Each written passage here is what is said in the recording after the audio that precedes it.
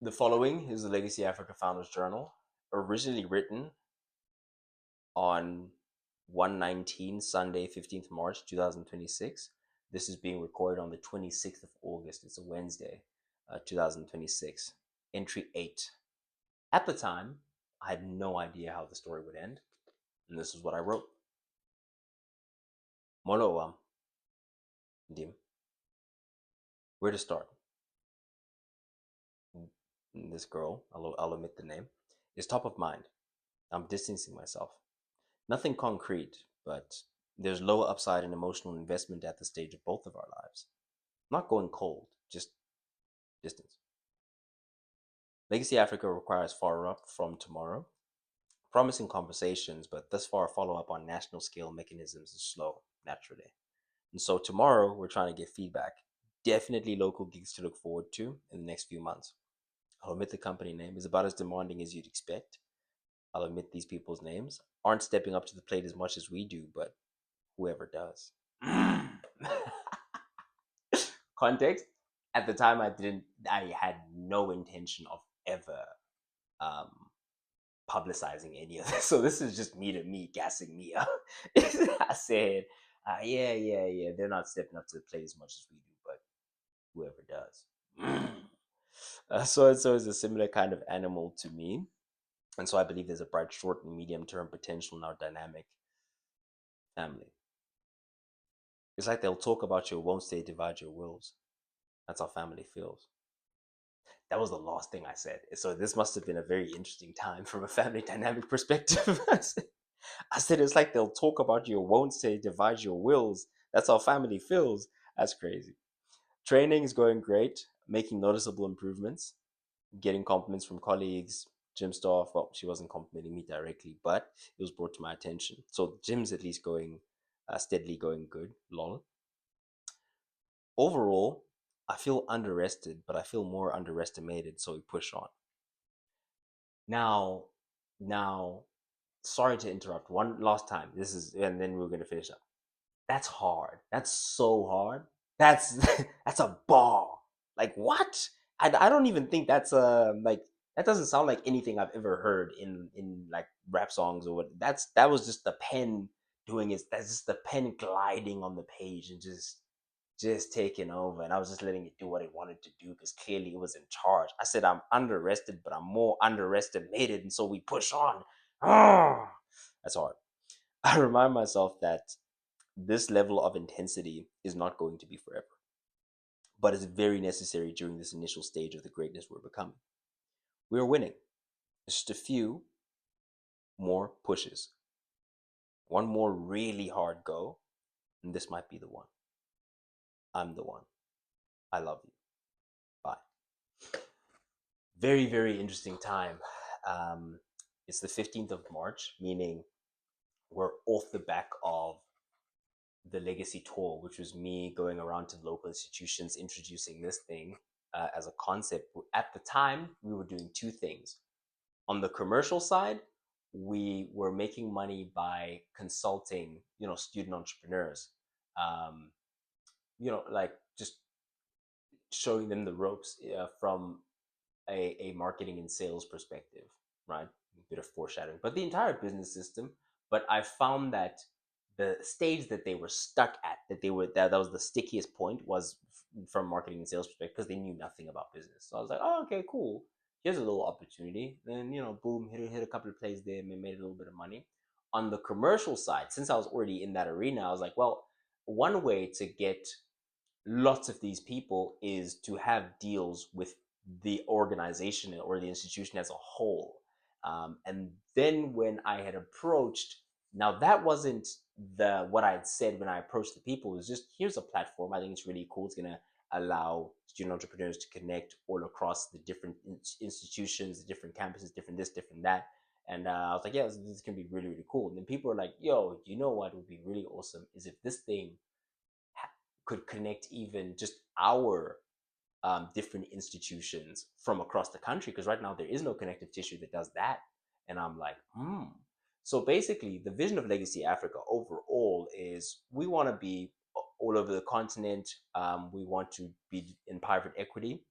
we want to own pieces and grow businesses all across the continent, right? But you sound crazy if you tell people that. So instead, I'm like, yeah, no, I'm just doing this little thing, MVP. I want to test this idea out locally in the institute. That was kind of the pitch.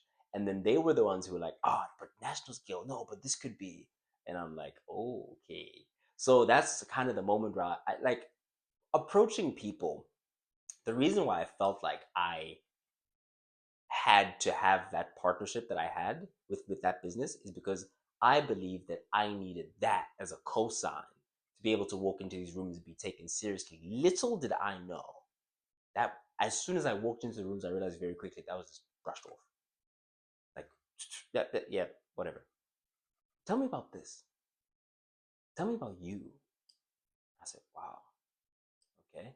And it isn't necessarily a thing of like, tell me about you as in I'm a special snowflake. It's that the things that I bring to the table, and this thing having like I knew it had legs, but on those days I found out that it had wings. It had a life of its own, and I could tell a part of the vision, and other people would put their dreams onto what I'd already begun to form. That was the initial stages where I really learned the power of a dream, like especially in the context of recruiting, in the context of um, bringing people together. A dream is so so powerful, and that was my first taste of how powerful my dream was. So very very pivotal time, a very interesting time for myself then. So we were waiting on follow-ups at the time, and we were just keeping the ball rolling. Hey, about the first part of this thing, long story short, man, there was someone that I was talking to at that time, and this, mind you, context, this relationship would go on for 3 more months after this. So on the 15th of March 2026 was the first time I had mentioned, ah, it's not the one, this one. It would go on for at least 3, 4 more months, right? But I learned something about myself through that whole experience about my inability to let people go. I learned this through the business itself as well. I know and I hear and I whatever, which is I'm just like you. I'm just like everyone else in that there are certain things that I know and I hear and I understand are necessary. I just don't do them. So I always hear hire slow, fire fast. I was hiring fast and firing slow. I was hiring fast and I was firing slow. And naturally you suffer the consequences of that in terms of the culture and the team and whatnot. Same in my love life. I was hiring slow. um I was hiring slow. Oh, I was sorry, hiring fast and I was firing slow, as in we can fall in love right here tonight, run away and be together for life is my fundamental philosophy. And thanks to Rod Wave. And resultingly, you learn the hard way, like, oh, okay, who was it? Percy Sledge. He said, "Take time to know her. It's not an overnight thing. You better take time to know her. Please don't rush into this thing." Yeah. I took her home to mama. Yo, guys, who is that song? But it's Take Time. Percy Sledge. Yeah, Percy Sledge is the version that I resonate with and that I grew up on. Very very classic songs, like a not even 90s song, probably an 80s. Really good song. Anyway, so I wasn't taking time to know her, and or rather, yeah, I don't know. Now that I reflect on it, really, it's tough to say, man. It's tough to say. I can't call it in terms of what was the issue, or how I could have. I know what my approach differently is now going into future. But in terms of that one, I can't really say because I knew the person prior, and I just liked what they had going on. I think it's just one of those things where I could have definitely in the lead up to it, I could have given it more time to build itself before making anything concrete. But some things, yeah, do you know what I think and I theorize? I know I'm freaking taking a tangent, but hear me out. I think some things you can only know once you're in it, especially when you've never experienced something specifically like that before. So I'd never gone from knowing someone prior into a relationship. I was always, I can't fall in love right here tonight, run away and be there for life, right? For like 2 months. So I was always that, and I've never had a hard time, like meeting people, getting with people, all that good stuff. And so this was the first really intentional thing where I was going into like, okay, I want to date this person, I want to build something with this person, I want to.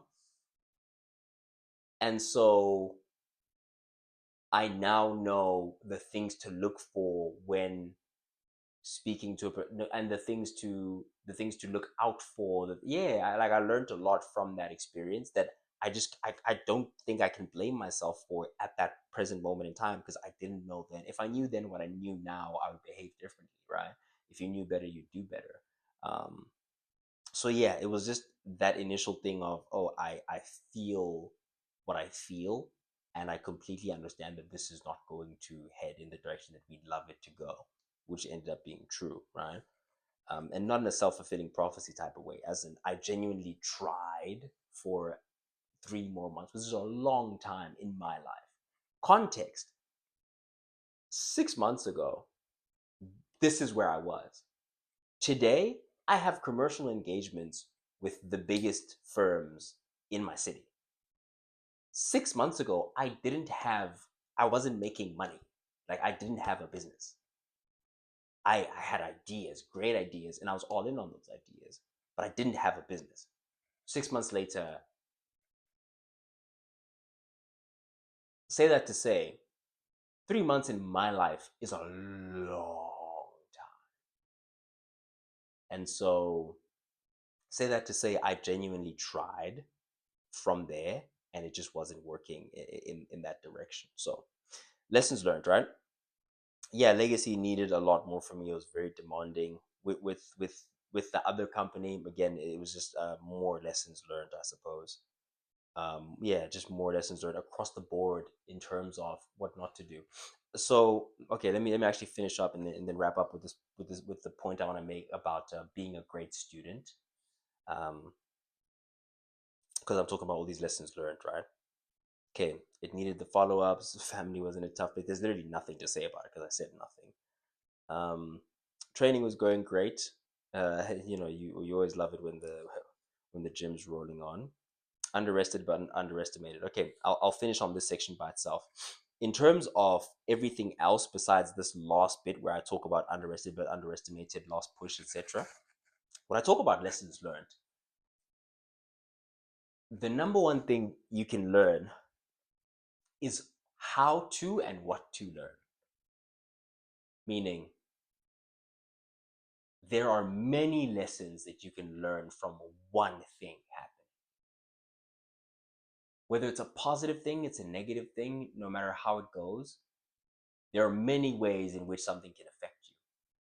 And it's very important to know how to learn, as in how to take positive from even negative situations and learn positively from them, how to take positive from positive situations and have the best outcome have happen as a result of the positive thing happening. So I say that to say, things are going great, fantastic. Why are they going great? Analyze it, study it, understand why you're winning. Things going terrible, that sucks. But look at it, analyze it, understand why they're going wrong. Meaning, if these things had gone fantastically, if the relationship had gone fantastically, if the engagements with the institutions had gone fantastically, if the engagements with um, the relationship had gone fantastically, then obviously you'd learn lessons from that and you try to pass those on to other people. But now that we're far enough down the line that we know where things go, and we know that that's not the direction that they ended up going, it's like, okay, there are lessons to be learned from that. Now, the stupid lesson to learn would be, I'm done with women. I'm done dating. I'm sick of this. I'm just gonna, ruin other people's lives. That's a very bad lesson to learn from what was at times a very positive part of your life. At times, there were certain detractive elements. Okay, what were the detractive? Like, you learn more about yourself, what you prefer, what you want, what you're looking for. You learn about other people, how they love languages, and how they manifest themselves. You know what I'm saying? Like, you can figure out a lot through relationships. Okay, business engagements. It's like, okay, if these go positively, what went positively? In what way did they go positively? What did I do right? What did they do right? What did I like about the way that they treated me and how I felt? They go negatively. Why is this company going wrong? How was I a contributor to it going wrong? Okay, what would have been the correct thing now that I'm a bit older and wiser, and I am having a bit of success on this side? What are the key elements that are giving me success on this side that were missing from that? Those types of things. So it's very, very important from negative and positive things to just learn how to learn, and always ask the question that is, the sword of Gryffindor. It only takes in that which makes it stronger. Be that sword. Only take in that which makes you stronger, that which makes you more powerful, is the only type of stuff you should be taking in, right? Meaning, whether it's a positive experience, negative experience, ask yourself, how could this be the best thing that ever happened to me? How? What would it take for this to be the best thing that ever happened to me? And you go from there, and you keep elevating from there. And so that way you allow yourself to take everything in, and that which and allow it to galvanize you, and make you even more powerful and even better and even stronger. And in that way you can make it so that life doesn't happen to you, it happens for you at all times. All belief system. They say life is 1% what happens to us, 99% how we react. And so that which makes you stronger. Overall, I feel underrested, but I'm more underestimated, and so we push on. I remind myself that this level of intensity is not forever, but is necessary during this initial stage of greatness that we're becoming. We're winning, just a few more pushes, one really hard go. This might be the one. I'm the one. First of all, I always think this might be the one. I know I'm the one.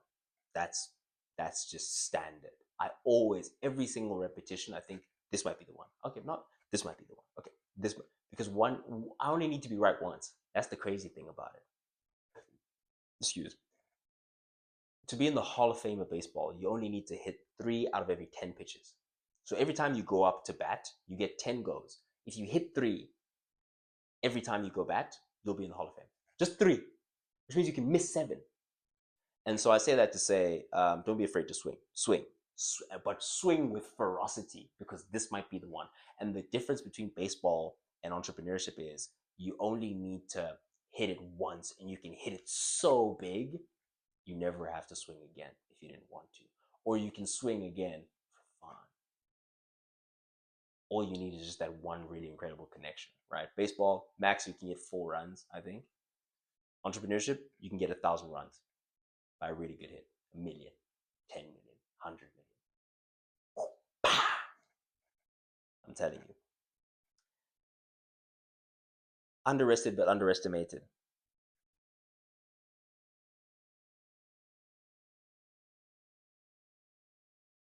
Understanding that the season of my life that I was in at that time was temporary. The season of my life that I'm in now is temporary. The season that I'll be going into next is temporary. The one after that is temporary. And so life doesn't always have to look the same. Like, my days now are a lot less stacked and dense than they were at some point. Being it that I wasn't sure what I was doing, and so I was just doing a lot all at the same time. Whereas now I'm a lot more, I'm a terrible person to shadow or to take advice from in terms of what to do with your day in order to succeed. I'm a terrible person to take advice from right now. Yeah, well, okay, I'm a terrible person to shadow instead of asking, because if you shadowed me, you think, oh, okay, this is what entrepreneurship is about. You just freaking, you go gym, take some meetings, do some deliverables, make some content, life's good. It's like, no, no, no, no, no, big boss. I've earned the right to move at the pace that I'm moving and still get paid. If I were operating like this in the beginning, I would have never made a cent. A cent. Because I wasn't good enough. Like, because my skill has improved as much as it has, my understanding, my context, everything has improved as much as it has, I can now be more selective about what I pour energy and time into. And the result of that pouring time and energy is still going to be great because it's very focused effort. Versus, like right now, I know the key 5 to 10 conversations that I'm having simultaneously. Only 5 to 10. Most quiet phone you'll ever see in your life. 5 to 10 conversations. We're all busy, but 5 to 10 people that I chat to on a regular basis about business, we move things forward. Now, mind you, I'm not even talking to all those people simultaneously. As in, there's people we haven't talked in a couple of weeks, but we know we have some dates coming up. You know, like it's just at a different stage, man, than it used to be then. Because as you're hearing there, there's my primary business, there is the commercial side of my primary business, there's the platform side of my primary business, there's the institutions that we're talking to, there's the boom, boom, boom, boom, boom, all at the same time. And we're pushing content, and we have this other business that we're working with as well, and we have this relationship, and we're training, and right? And just volume, just work. And like I mentioned there, it was taking its toll. You know, you go back and forth, it will take its toll on you. But as a result of that grit and that resilience, you get the context, you get the knowledge, you get the understanding, you get to. So because I left school to go into this thing, what all in meant was I'm going to use every waking moment productively. I don't give a flying hoot who's in my way and who has to get out of it and what anybody thinks of it. Because at the end of the day, this is my future and I just went all in. And so all in has to mean all the fuck in or nothing, literally or nothing. And so those were the stakes. Like, this is my life. And so, yeah, when you're initially trying to paddle around and find that direction, I really highly recommend lots of violence, lots of action, because that's the only way that you learn. And then, hopefully you do get to a spot where you hit a little bit of a stride. You understand what to do, what needs to be done. Like I said, I'm right now in a stage where there's a couple of key moves. Hey, bro, there's a handful of key moves that I'm doing right now at the same time, and one is going to be after the other. So it's like I'm doing this play right now. It's going to make me a little bit of cash. I'm going to use, and then when that cash comes in, then I'll be more flexible to actually get back to more like engaging people, engaging things, wanting to like sit down, fly out, do this, do that, like. But those things require cash, and so you do the cash play, and then you do this other thing, and then this thing, and then that thing. So I'm not saying your activity level goes down. It doesn't, in terms of the things that happen, but the things that you personally as an individual feel like you physically have to touch on a daily basis goes down dramatically. Because, like, at some point you stop reaching out to people. At some point people start reaching out to you, and it just goes from there. You work with people that you find reputable, that you find that what you're doing is going to be mutually beneficial, and there's just these super high leverage things that need to get done, and those things cost money, and so you make the money, and you do the things.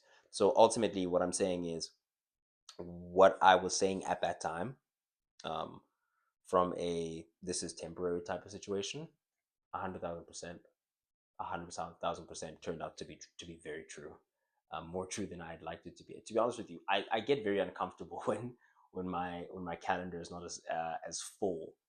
But it's like there's maker time and there is what's it operational time. So it's time when you do need to be more tangible. You do admin, you do emails, you do this, you do that. And then there's a time where you should be building more long-term concrete assets, just having those conversations, or just doing deep work.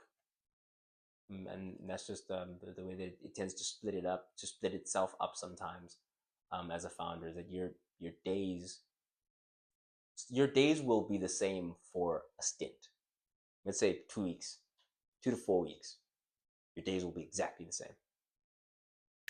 Changes, changes, changes, changes. And so I'll finish on this. If there's one thing that I took from this period in retrospect, now that I'm rethinking of it in this moment, it is the crystallization of Darwinism, in that, but with a slight tweak. It is said that the strongest survive. If there's one thing to be learned from that, to where I am at now and where we continue to go, it is that it is not the strongest who survive, but the most adaptable. Thank you for watching. If you are a marketer, if you are a professional or an entrepreneur, and you would like to meet other professionals and entrepreneurs, Legacy Africa, we do have a platform. It's absolutely free. Lots of resources for entrepreneurs on there.